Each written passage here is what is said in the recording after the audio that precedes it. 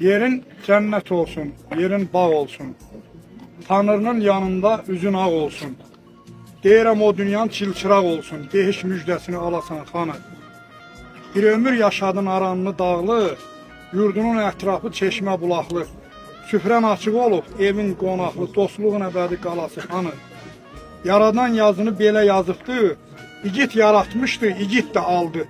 Bizim görüşümüz məhşərə qaldı, Allah amanında qalasan xanı. Allah Amin. İnsanlarımız var ki evden gelir, insanlarımız var ki nadir insanlar elden gelir. Onu bu elden gelir. Yani biz vatansever kimi dert değil ki, kahramanlar.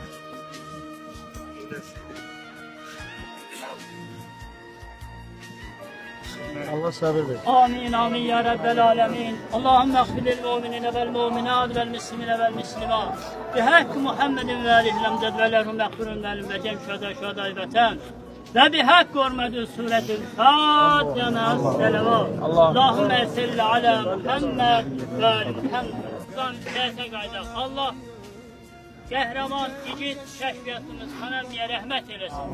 Hər bir burada olanların qəlbi doludur. Allah hər birinizdən razı olsun. Yerin cennet olsun, yerin bağ olsun.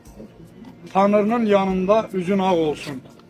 Deyirəm o dünyanın çilçıraq olsun, dehiş müjdəsini alasan xanı. Bir ömür yaşadın aranlı dağlı, yurdunun ətrafı çeşmə bulaqlı. Süfrən açıq olub, evin qonaqlı, dostluğun əbədi qalası xanı. Yaradan yazını belə yazıbdı, igid yaratmışdı, igid de aldı. Bizim görüşümüz məhşərə qaldı, Allah amanında qalasan xanı. Allah Amin. İnsanlarımız var ki evden gelir, insanlarımız var ki nadir insanlar elden gelir. Onu bu elden gelir. Yani biz vatansever kimi dert değil ki, kahramanlar.